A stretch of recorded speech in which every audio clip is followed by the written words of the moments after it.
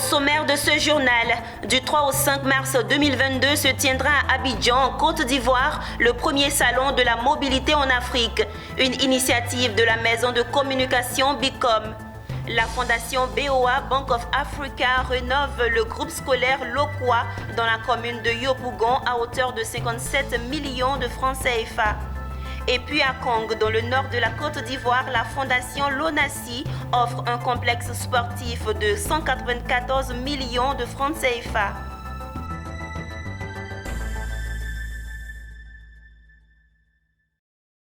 Mesdames, Messieurs, c'est un réel plaisir de vous retrouver pour le journal sur Business 24 Africa. Bienvenue. Intéressons-nous au secteur du transport pour débuter cette édition. Du 3 au 5 mars 2022 se tiendra à Abidjan, en Côte d'Ivoire, la première édition de la mobilité en Afrique, initiée par la maison de communication Bicom. Les organisateurs ont initié une conférence de presse pour dévoiler le projet de ce grand rendez-vous de la mobilité. Cette édition va se dérouler sous le thème « Système des transports intelligents, défis et opportunités ». Le compte-rendu de Pierre Tebeu et Ézéchiel Siri. Parmi les tracas quotidiens de la vie urbaine en Côte d'Ivoire se trouvent le coût et le temps perdu dans les transports. Difficile d'imaginer une ville productive et efficiente comme Abidjan quand les déplacements sont lents et onéreux. Tous les jours, à l'exception du dimanche, les Abidjanais sont obligés d'affronter les embouteillages monstres de la capitale. C'est dans une bataille quotidienne contre les bouchons et l'incivisme total que les usagers de la route tentent de se rendre au travail ou de rentrer les soirs à la maison après une dure journée. Le salon de la mobilité en Afrique qui se tiendra à Abidjan du 3 au 5 mars 2022 se donne les moyens de questionner les spécialistes à travers les débats et panels. Il y aura un premier panel sur des infrastructures et les équipements comme condition de la mise en œuvre efficace du système de transport intelligent. Un autre panel portera naturellement sur la professionnalisation. Comme je l'ai dit, un tel système ne peut être mis en œuvre qu'avec des acteurs de transport qui soient des professionnels. Il y aura un panel sur les systèmes de transport intelligents et la mobilité urbaine. Ce premier salon veut vulgariser le système de transport intelligent auprès des acteurs en vue d'en faire un outil d'amélioration de la mobilité en Côte d'Ivoire. Les contraintes liées au transport sont vraiment inhérentes à toutes les grandes villes africaines. Donc aujourd'hui, vous êtes sans ignorer qu'aujourd'hui, le gouvernement fait beaucoup d'efforts en termes d'amélioration des infrastructures de transport en Côte d'Ivoire. Mais au-delà, en dépit de ces efforts que le gouvernement a fait, il y a encore des difficultés à pouvoir vraiment se déplacer dans nos villes. Donc c'est des situations qu'il faut vraiment trouver des solutions. Donc nous, on a préféré mettre cette plateforme-là sur pied pour que vraiment les experts ou tous les acteurs, les professionnels liés au secteur puissent s'asseoir et ressortir les problématiques et puis trouver des solutions immédiates. Une chose est sûre, la frénésie des embouteillages dans la capitale, les Abidjanais l'ont tous déjà expérimenté et espèrent que ce salon de la mobilité en Afrique va faire des recommandations utiles pour l'amélioration du système de transport en Côte d'Ivoire. Poursuivons cette édition avec une note sur la culture. Le 30 novembre 2021, à l'Institut national supérieur des arts et de l'action culturelle INSAC va se dérouler la proclamation des œuvres retenues pour servir de trophée du Benson d'or du meilleur animateur de Côte d'Ivoire. L'information a été livrée lors d'une conférence de presse tenue dans la commune de Cocody, marquant la fin officielle du concours du meilleur trophée lancé en juin dernier. L'organisatrice, l'association culturelle GTB, qui amorce à travers cette conférence le dernier virage de la première édition. Le compte-rendu de Issa Badini et Tima Traoré. Il l'avait lancé lors d'une conférence de presse à Abidjan le 5 juin dernier. Le concours du meilleur design des trophées qui récompensera les Benson d'or prend donc officiellement fin. 5 mois de concours et donc avec des résultats que les conférenciers du jour ont voulu partager à la Côte d'Ivoire et au monde. En termes de points, ça donne une satisfaction. Une satisfaction dans la mesure où, malgré toutes les difficultés du moment, dues à la pandémie, aux restrictions, aux difficultés de circulation des choses, il y a que nous avons pu réceptionner des œuvres, et comme je l'ai indiqué, des œuvres de bonne facture qui pourraient servir de trophée pour récompenser les Benson d'or. Ces 53 projets, ce sont 22 sculptures, 14 fichiers numériques, 10 photographies, 7 dessins qui feront l'objet de présélection, car à terme, selon les organisateurs, il ne sera retenu que 4. Ça va se passer à l'INSAC à partir du 24 novembre 2021 à 15h. Ça va se passer par un vernissage des œuvres. Parmi les 53, il y aura une quinzaine qui seront présélectionnées. Ce concours est la conséquence de l'initiative de l'association culturelle d'Itibi, promotrice des Benson d'or du meilleur animateur de Côte d'Ivoire, dont la première édition est prévue courant 2022.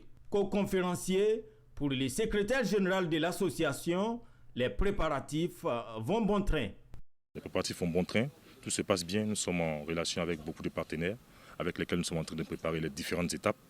Et quand nous aurons tous les éléments, nous allons communiquer véritablement sur les différentes dates. À titre costume et non posthume, l'œuvre de Djitibi veut rendre hommage de façon générale à l'animateur de Côte d'Ivoire et de façon particulière à un homme, Georges Taï Benson. L'objectif, c'est de magnifier Georges Taï Benson, de le célébrer de son vivant, voilà, de reconnaître son mérite. Les festivités marquant cette première édition des Benson d'or vont également célébrer, a-t-on annoncé lors de la conférence de presse, les 57 ans de carrière de Georges Taï Benson. 57 millions de francs CFA, c'est le coût global de la rénovation du groupe scolaire Nyangon Lokwa. C'est à Abidjan. Cette bâtisse, construite et ouverte depuis 1957, n'a jamais connu un important réaménagement. Eh bien, ces choses faites désormais grâce à la Fondation Bank of Africa. Les clés des bâtiments ont été officiellement remises le 11 novembre 2021 en présence de nos reporters Mondésir Nascimento et Richard Akeke. Il resplendit à nouveau le groupe scolaire de Nyangon Lokwa dans la célèbre commune de Yopougon. Construit depuis 1957, le groupe scolaire Nyangon Lokwa, en état de délabrement avancé, a reçu un coup de neuf. L'initiative est prise par l'association Nyangon Ma Fierté et a été entièrement financée à hauteur de 57 millions de francs CFA par la Fondation Bank of Africa. Des salles de classe, cantines, bureaux administratifs et des toilettes entièrement réhabilitées. Cette action s'inscrit dans la démarche sociétale de la Banque BOA qui veut offrir aux jeunes Africains un cadre épanouissant et favorable à l'enseignement et à l'apprentissage. L'objectif de la Banque of Africa, c'est d'intervenir dans les programmes éducatifs, sanitaires, surtout au niveau des populations dans les pays où ils se trouvent. Donc c'est à travers sa fondation que nous réalisons cet objectif sociétal. C'est l'ensemble, vous avez vu, c'est un grand groupe qui compose, il y a 7 bâtiments, dont 18 classes, et puis une cantine et une maternelle qui ont été rénovées avec des toilettes. Les enseignants, les élèves et leurs parents ainsi que les populations ont apprécié à sa juste valeur ce geste de la Fondation BOA. Ils ont promis faire bon usage, mais aussi réaliser de belles performances scolaires. Grâce à vous, nous nous empressons à venir régulièrement à l'école parce que notre groupe scolaire est devenu beau et magnifique. Cela agira sans nul doute positivement sur nos rendements scolaires. Cette marque de considération restera à jamais gravée dans nos cœurs. Nous bénéficions aujourd'hui, sous l'initiative de Nyangon Ma Fierté et de son partenaire financier, la Fondation Bank of Africa, avec l'appui institutionnel de la mairie de Yopougon, des locaux neufs. Cette œuvre de plus de 30 millions investis mérite une exceptionnelle salutation. Soulignons que le 9 novembre 2021, Vincent Istas, directeur général de BOA Côte d'Ivoire, est allé en compagnie des responsables de la Fondation BOA offrir en présence des autorités politico-administratives à Nangrekro, dans le département de Boiflé, 2 bâtiments flambant neufs de 3 classes chacun. Désormais, la ville de Kong, dans le nord de la Côte d'Ivoire, dispose d'un complexe culturel et sportif moderne. Ce joyau architectural comprenant un foyer polyvalent, des salles de formation et des terrains de jeu a été financé par la fondation Lonassi à hauteur de 194 millions de francs CFA. 194 millions de francs CFA. C'est le coût de ce complexe sportif et culturel moderne dont l'inauguration a eu lieu ce jour. Entièrement financé par la fondation Lonassi, ce complexe comprend un foyer polyvalent, 3 salles de formation à la couture, des terrains de handball et de basketball.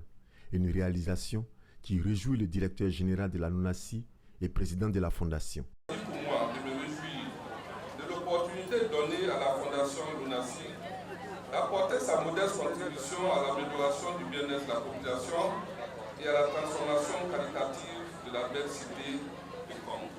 Telle infrastructure est de nature à stimuler la création et la diffusion artistique, contribuant ainsi à l'essor culturel de la cité. Bien de carrières sportives pourraient aussi prendre naissance sur les terrains de ce complexe, avec d'importantes retombées futures pour la ville et ses habitants. Ce don de la fondation Lonassi a été salué par les autorités administratives et les habitants à travers le maire et le président du conseil régional.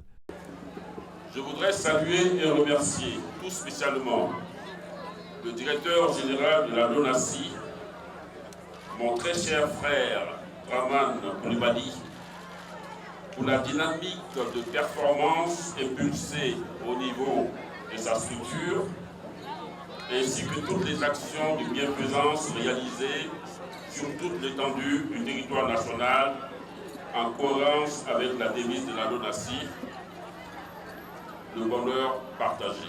Rappelons que cette cérémonie de remise des clés du complexe s'est déroulée en marge de la 3e session ordinaire du Conseil régional du Tchologo. Et puis, terminons ce temps d'information en nous rendant à Yamoussoukro, capitale politique de la Côte d'Ivoire. Le Sénat était récemment en session ordinaire, occasion d'approuver les travaux parlementaires des mois de novembre et de décembre. Mireille Abalé nous commente le reportage signé Charles Kouakou. Cette séance plénière était relative à l'approbation de la proposition d'ordre du jour des travaux des parlementaires pour la période du 2 novembre au 22 décembre 2021. Présidée par Silieu Cagnon-Augustin, vice-président du Sénat, cette séance a permis aux sénateurs de valider le contenu du calendrier des travaux qui prévoit, pour la période indiquée, l'examen de 16 projets de loi, dont celui de la loi de finances 2022, et la tenue d'une séance d'information parlementaire. Il faut dire que nous avons eu à examiner les propositions d'ordre du jour qui s'étalent autour de 16 projets de loi, des ratifications et des projets de loi. Et donc nous avons presque 12. Donc vous voyez le calendrier qui s'étend du 2 novembre au 22 décembre. Il y a du travail à faire. Et nous, en tout cas, nous allons faire ce que nous devons faire humainement pour la Côte d'Ivoire, parce que nous savons, notre devoir, c'est de voter les lois et de consentir l'impôt. C'est surtout de nous occuper des collectivités territoriales. D'autres points inscrits à l'ordre du jour de cette réunion ont été également abordés par les sénateurs, notamment le renouvellement du bureau du Sénat et la ratification de la nouvelle composition des commissions permanentes. C'est ici que se referme ce journal. Merci de nous avoir suivis. Les programmes sont en cours sur Business 24 Africa.